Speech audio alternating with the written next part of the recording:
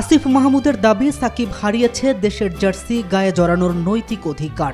2024 সালে লাল সবুজের জার্সিতে অলরাউন্ডার খেলেছিলেন শেষবার।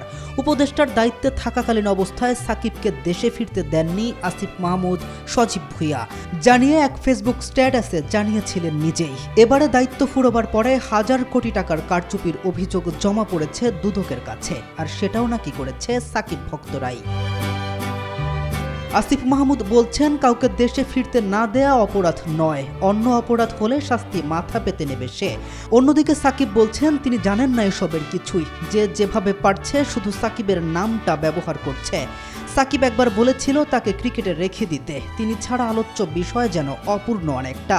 দেশের ক্রিকেট থেকে আছে বহু দূরে, তবুও সাকিবকে খুঁজে পাওয়া যায় রোজকার সংবাদ শিরোনামে। লাল সবুজ থেকে উঠে আসা সবচেয়ে আলোকিত, সবচেয়ে উজ্জ্বল নক্ষত্রটা তো সাকিবই। নিন্দিত, নন্দিত, তবে উপেক্ষিত নয়। কোথাও নেই, তাও আছে ক্রিকেট পাড়ায়। প্রত্যেকটি ম্যাচে অসংখ্য প্লেকার্ড, ক্রিকেট ভক্তদের হৃদয়ের মণিকোঠায়। তাই দেশের ক্রিকেটের স্বার্থে বিশাল এক সমর্থক গোষ্ঠী চাইছে সাকিব ফিরুক সবুজ গালিচায়। ইতিপূর্বে একবার ঘরে ফেরার জন্য এসেছিলেন দুবাই পর্যন্ত, কিন্তু তাও ঘরে ফেরা হয়নি, আবার পিছু হটতে হয়েছে। মার্চেই ফেরার কথা, কিন্তু সেখানেও রয়েছে কিছু হিসেব নিকেশ।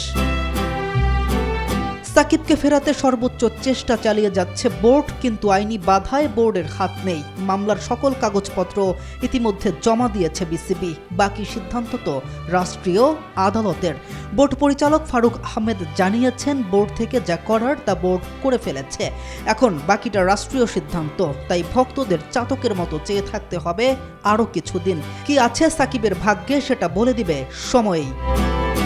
কেম রাফিন, নিউজ 24।